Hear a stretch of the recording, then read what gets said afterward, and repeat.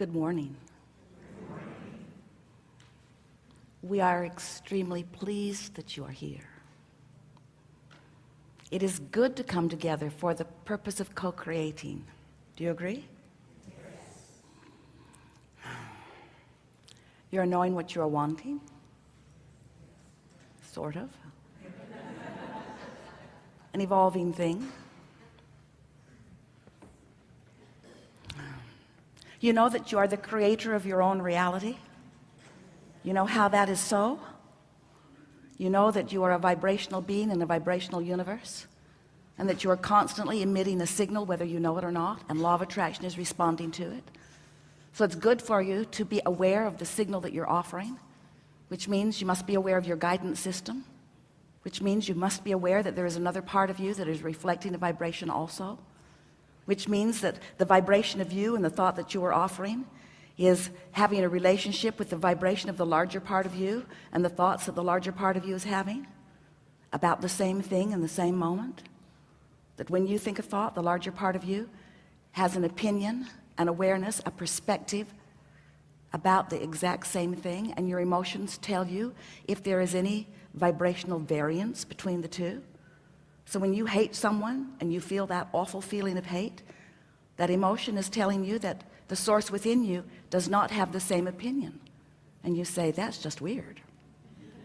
Source within me must not have walked in my shoes, must not have read that letter, must not have heard those words. And we say, yeah, heard all of it, just took it differently. Just continue to love anyway. Why would source continue to love when somebody doesn't deserve it? Because from the perspective of source, they always deserve love. And if you choose to not love someone, then you pinch yourself off. Didn't see that one coming. So when people do bad things, and I merely innocently observe the badness that they do, in my choosing to push against them, I cut myself off from source. And we say the operative words are, you cut yourself off, because source is still there for you. Isn't it nice to know that you have guidance within you that lets you know at all times what your relationship is with that broader perspective? Do you know you have that broader perspective? Do you know it's available to you? You know that even though you're in these bodies, that larger part exists and is aware all the time, interested in this moment, in this powerful moment, where who you are and who you're letting yourself be have the potential of converging, but you hold the power of the convergence. Do you know that? So Abraham, does that mean that source can't love me enough to penetrate my hatred? That's what it means, because you have the free will to choose whatever it is you give your attention to. You get to think the thoughts you choose to think. There's no negative repercussion in the sense that there is no assertion. You didn't exactly learn that from your parents, did you? Seemed like there were negative repercussions when you disagreed with them sometimes. If they didn't like what you were doing, sometimes they tried to guide your behavior through their words or through their behavior or through withholding of things to you, a sort of punishment. If you don't do what I say, then this bad thing will be your experience. But there's nothing like that in your relationship with source, because source continues to love. And if you want to know how you know that, find a reason not to and feel the absence of your allowance of source within you. And that also is the operative word, your allowance of source within you. Because no matter what, that non-physical part of you, that source energy part of you is flowing to you, and you have full access to it. You just have to practice yourself vibrationally into aligning with it. Sometimes it's easy. Sometimes it's so easy to be in alignment with it. When you look around your world or up close at your space and you see something wonderful, it's easy for you to love, isn't it? You just observe a loving or a lovable thing, and you love. And it feels so good that you would like to demand everyone to be just like that. If you would just behave, then I could be the loving being I was born to be. That's what you say to most people. Don't you know you're making me crazy? Don't you know you're making me mad? Don't you know you're upsetting me? Don't you know that if you would behave differently, I would feel better? And we say, yep, we all pretty much know that. You've said it often. But it isn't the way it works, is it? You have to decide that you want to feel good, and you have to want to feel good. Why would you want to feel good? Well, because you want to feel good. But if we were standing in your physical shoes, we would want to feel good because it would mean we are in vibrational harmony with broader perspective. And that not only feels good, it has many, many, many benefits. When you sync up with that broader perspective, you have access to the energy that creates worlds.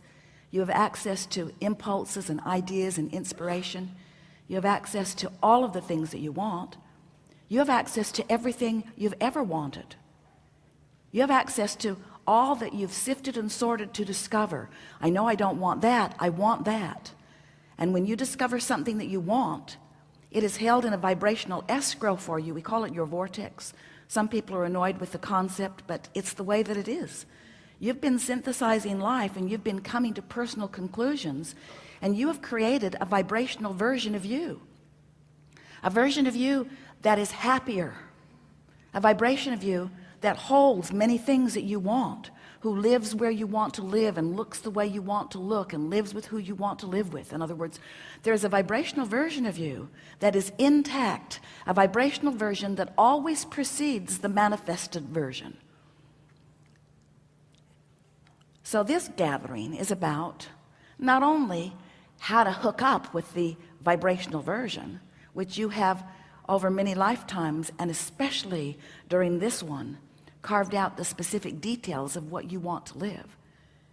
Hooking up with that vibrational version of who you are, not just because you want to have those things and be those things and know those things that you've been looking for, not just because you want the answers to your questions or the solutions to your problems, but because only in that full alignment are you living the way you intended when you came forth into this physical body.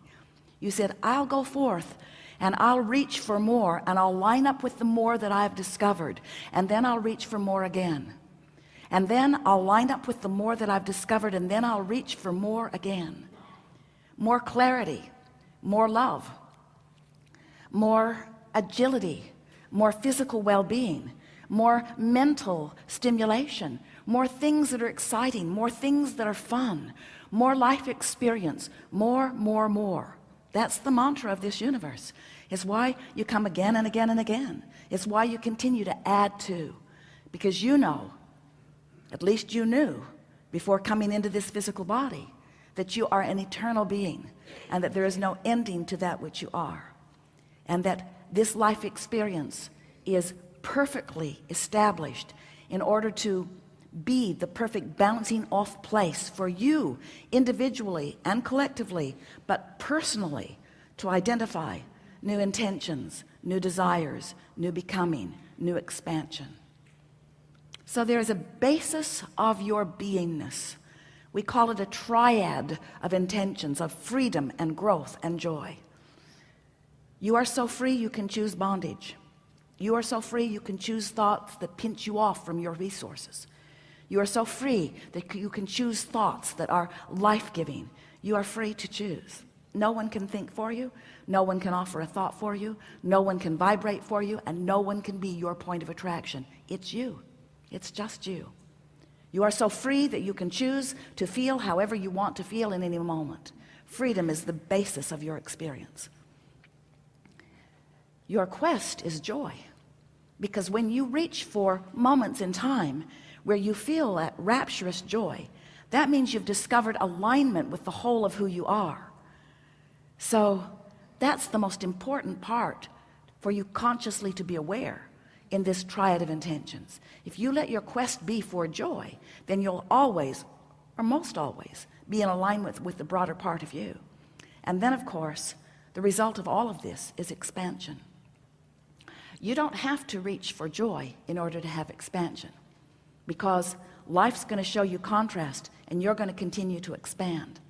But you do have to reach for joy in order to live the expansion that you've discovered. So if you feel negative emotion for any reason, no matter how justified you are, when you feel negative emotion, you're simply not allowing the expansion that you have arrived at vibrationally. And that is, in fact, you don't know it and you don't even want to believe it, but we're going to say it to you anyway. That's the reason that there is a diminishment of joy every single time. The reason you don't feel joy is because you're not in alignment with the whole of you, and that's the only reason you're ever upset about anything. Do you hear that? The only reason that you're ever upset about anything is because you haven't let yourself be what you've come to. No, Abraham, I'm pretty sure that I'm just mad at that guy. I'm pretty sure it's the circumstance that is the reason for my negative emotion. We say it's the excuse you're giving. It's the focus you're choosing. But the reason you don't feel good is because you don't feel good. That's worth writing down. So I don't feel good because I don't feel good. I want my money back.